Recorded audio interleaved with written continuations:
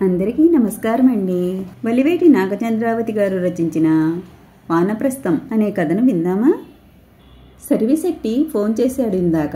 పడకుర్చీలో వాలి పేపర్ తిరిగేస్తున్న పరందామయ్య గారు తలపైకెత్తి చెప్పారు. వరండా ముందు చీడీల మీద కూర్చుని మనవరాలు మంజుల జుట్టు పాయలుగా తీసి నూనె పట్టిస్తోంది పార్వతమ్మ. అవునా, ఎలా ఉన్నారట, ఏమిటి సంగతులు అడిగింది క్యాజువల్గా. స్ట్రీట్ చిల్డ్రన్ కోసం కొత్త వింగ్ ఏదో ప్రారంభించాట. ఆ పిల్లల ఆటల్ని చూస్తూ మా తాతలు బామ్మలందరూ చాలా ఉత్సాహంగా ఉంటున్నారా అన్నారు చిరునవ్వుతో. ఎవరి పిచ్చి వాళ్ళకి ఆనందం అంది పార్వతమ్మ పెదవి విరుస్తూ. ఆశ్రమానికి మళ్ళా మనల్ని ఒకసారి వచ్చి వెళ్ళమని పదే పదే ప్రాధాయపడుతున్నాడే పార్వతి. ఎప్పుడూ పాడే పాటే కదా. వాడి ఆశ్రమానికి ఎన్ని హంగులు ఏర్పరుస్తున్నాడో, ఎలా తీర్చిదిద్దుతున్నాడో మనకు చూపించాలని వాడి తాపత్రయం. ఓసారి వెళ్ళి 10 రోజులు ఉండొస్తే పోలా, ఒప్పుకోమన్నట్టు అన్నారు పరందామయ్య గారు. భలేవారే, నాకెక్కడ కుదురుతుంది చెప్పండి. ఎండలు ముదురుతున్నాయా, ఏటికి సరిపడా పప్పులవి తెప్పించుకోవాలా, ఎండబెట్టించి డబ్బాలకెత్తించాలా అన్నట్టు ఒడియాలవి పెట్టుకునే పని ఒకటి ఉంది కదా. అవునవును, ఆ తరువాత ఊరగాయల కాలం వచ్చేస్తుందా, మిరపకాయలు ముచ్చుకలు తీసుకోవాలా. భార్య వెతికే సాకుల లిస్టుకి కొత్తగా తాను ఒకటి జత చేస్తూ నవ్వారు ఆయన. ఆయనకు తెలుసు భార్యకు అక్కడికి రావడం ఇష్టముండదని. మొదట్లో ఒకసారి తీసుకువెళ్లారు. వయసు మళ్ళబోతున్న యవ్వనపు చురుకుదనం తరగలేదు. లేచిన దగ్గర నుంచి ఆశలో కండెలా విరామం లేకుండా తిరుగుతూ, భర్తతో కొడుకులతో కబుర్లాడుతూ, పనివాళ్లకు పురమాయిస్తూ, కోడళ్ళకి సలహాలిస్తూ, మనవల్ని ముద్దు చేస్తూ, గలగల్లాడుతూ తిరుగుతూ ఉండే పార్వతమ్మకు ఆ ఆశ్రమ నిశ్శబ్దం నచ్చలేదు. శిశిరంలో రాలబోయే పండుటాకుల్లాంటి ఆ ముసలివాళ్లని చూస్తే ఒక విధమైన జలతరింపు కలిగింది ఆమెకు.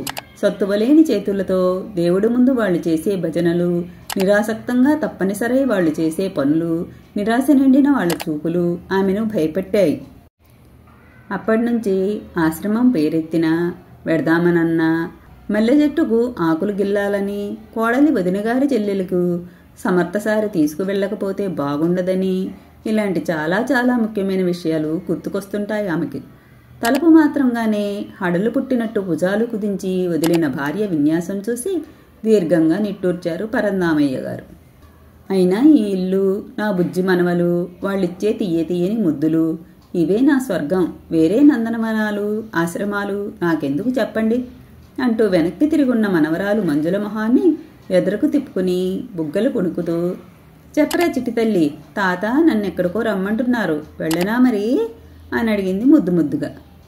వద్దు వద్దు, దాది నాది, తీసుకెళ్ళొద్దు తల అడ్డంగా ఊపుతూ 2 చేతులతోనూ పార్వతమ్మ మెడ పెనవేసి గారాలు పోయింది మంజుల. మురిసిపోయింది పార్వతమ్మ. పరందామయ్య గారి బాల్యమిత్రుడు సర్విశెట్టి. ఇద్దరూ ప్రాణ స్నేహితులే అయినా చిన్నతనం దాటాక ఎవరి అభిరుచులు వాళ్ళవి, ఎవరి దారులు వారివి అయ్యాయి. పరందామయ్య గారేమో డిగ్రీ పూర్తి చేశాక తండ్రి చెప్పినట్టే బుద్ధిమంతుల్లా పెళ్లి చేసుకుని తండ్రి చేస్తున్న కలప వ్యాపారంలో ఆయనకు సాయం చేస్తూ స్థిరపడిపోయారు. సర్విశెట్టి అలా కాదు. చిన్నతనం నుంచి అతనిది చాలా జాలిగుండే. దీనంగా ఎవరు కనబడినా కరిగిపోయేవాడు. అడిగితే తన దగ్గరున్నది ఏదైనా సరే తటపటాయించకుండా తీసిచ్చేసేవాడు. స్కూల్కి వెళ్లే తోబలో ఆకలన్న బిచ్చగాడికి తన క్యారేజీ ఇచ్చేసిన రోజులెన్నో. ఎదిగే కొద్దీ ఆ ఉదారత, సేవాగుణం పెరిగిందే కాని తరగలేదు. వరదలొచ్చి అనాథలైన వారికి, ఇల్లు వాకిలి అగ్గిపాలై నిరాశ్రయులైన వారికి ముందుగా వెళ్లి అండగా నిలబడేది ఇతనే. చందాల కోసమో, సహాయ కార్యక్రమాలంటూ వాటి నిర్వహణ కోసమో విరామం లేకుండా తిరుగుతూనే ఉండేవాడు. ఈ వ్యాపకాల మూలంగా చదువు వెనకబడింది. పెళ్లి చేస్తే దారికొస్తాడనుకుంటే అటువంటి బంధాల మీద తనకి ఆసక్తి లేదని నిర్ద్వందంగా చెప్పేశాడు.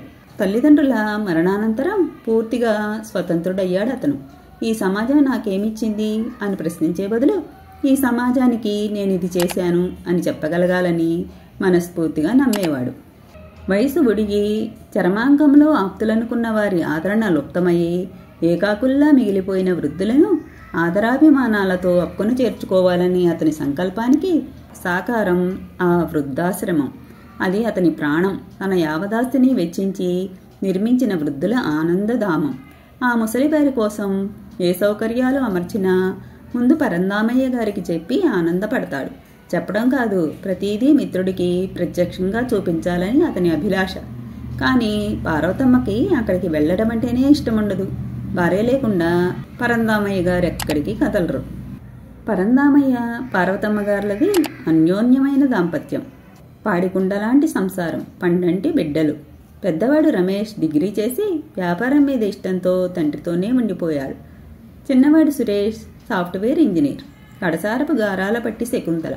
2 కొడుకులకు వివాహం చేసేశారు. పెద్దవాడు రమేష్కి 2 పిల్లలు, చిన్నవాడు సురేష్కి 2. శకుంతలకు యుక్త వయసు వచ్చింది. భార్య అంటే వినలేని ప్రేమ పరందామయ్య గారికి. ఆమె సన్నిధి ఆయనకు ఆరామ మందిరం. ఎంత చికాకులో ఉన్నా ఆమెను చూస్తే ప్రసన్నుడవుతాడాయన. ప్రతి చిన్న విషయాన్ని వ్యాపార లావాదేవీలతో సహా ఆమె చెవిన వేయాల్సిందే. వచ్చిన ఆదాయం ప్రతి పైసా ముందు భార్య చేతిలో పెట్టాల్సిందే. ఆ ఇంటికి మహారాణి పార్వతమ్మ. భర్తకే కాదు, కొడుకులిద్దరికీ కూడా తల్లంటే పంచప్రాణాలు.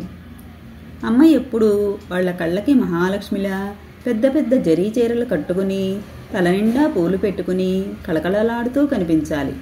అన్నపూర్ణలా తన హస్తాలతోనే అందరికీ వడ్డించాలి. ఆమె ఇంట్లోంచి కాలు కదపాలంటే కారు ఉండాల్సిందే. అంత అపురూపం వాళ్ళకి. కోడళ్లకు అమ్మ తర్వాత అమ్మ పార్వతమ్మ. మాటల్లోనే కాదు, అభిమానంలో కూడా. కల్లో కూడా అత్తగారు గీచిన గీటు దాటాలనుకోరు వాళ్ళు. కోరి కోరి తన ఇష్టానుసారం కట్టించుకున్న భవంతి, నెత్తిన పెట్టుకునే భర్త, ప్రేమానురాగాలు కురిపించే పరివారం, వనాల్లో చిలకల్లా సందడి చేస్తూ ఆనందపరిచే చిన్న పాపలు. ఇదే ఆమె ప్రపంచం. ఈ బృందావనాన్ని విడిచి ఎక్కడికి వెళ్లాలనుకోదు పార్వతమ్మ. ముఖ్యంగా ఆశ్రమం లాంటి నీరవ నిశ్శబ్దంలోకి. లేత పచ్చిక మీద వాకింగ్ చేస్తున్నట్టు కులాసాగా అడుగులు వేస్తున్న విధి ఉన్నట్టుండి తిక్కరేగినట్టు రూటు మార్చింది. నిండుగా కలప దొంగలతో తమ అడితికి వస్తున్న లారీ పక్కకి ఒరిగిపోయి పైనున్న 3 కూలీలు దొర్లినా ఆ దొంగల కింద పడి నుగ్గు నుగ్గు అయ్యారన్న వార్త విన్న పరందామయ్య గారు గుండె పట్టినట్టయి కుప్ప కూలిపోయారు.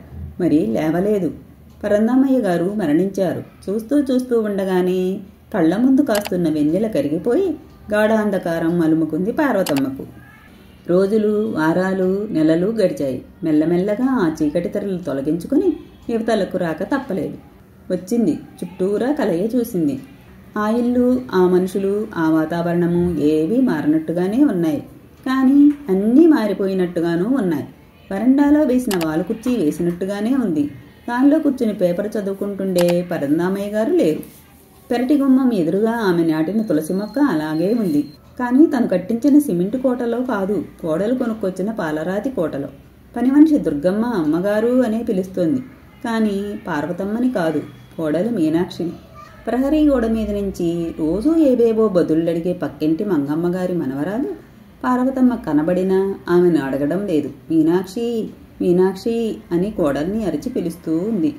ఇదివరలో డైనింగ్ టేబుల్ ముందు పార్వతమ్మ, పరందామయ్య గారు కూర్చునే కుర్చీలో మరి ఎవరూ కూర్చునేవారు కాదు. అది భయంతో కాదు, ఒక మర్యాద, గౌరవం.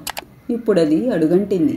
ఆ కుర్చీల్ని ఆక్రమించుకోగలిగే ధైర్యం ఇంట్లో అందరికీ వచ్చేసింది. భోజనాలు పార్వతమ్మే వడ్డించాలనే నియమం కూడా ఇప్పుడు కొండెక్కేసింది.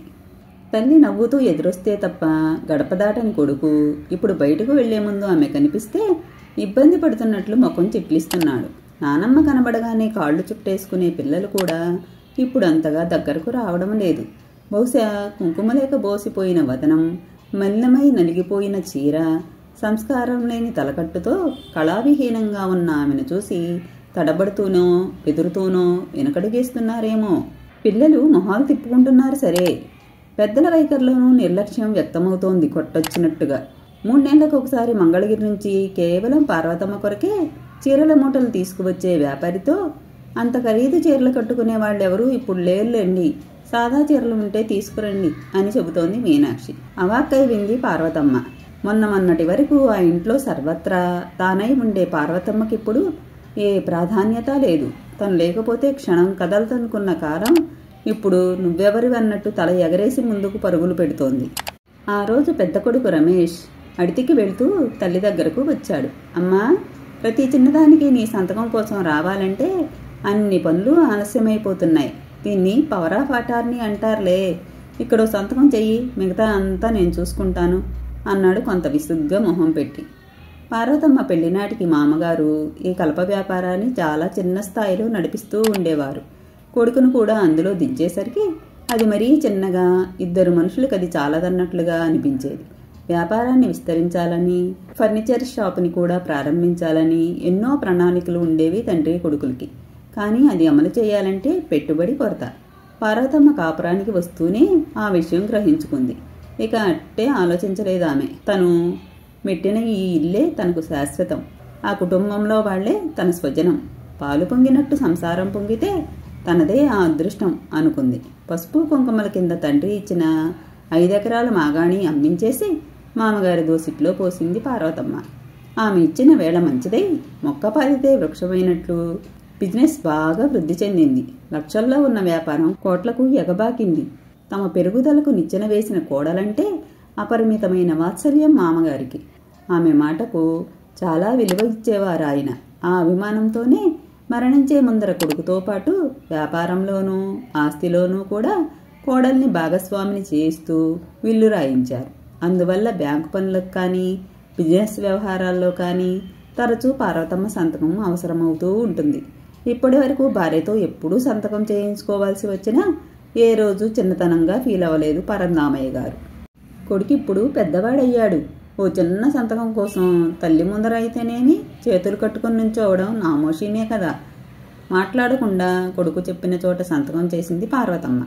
ఆ మరుసటి వారం తండ్రి మాసికానికని సురేష్ కుటుంబంతో సహా వచ్చాడు. ఎవరు చెవిలో ఊదారో తెలియదు. ఎవరినడికి సంతకం చేశావు?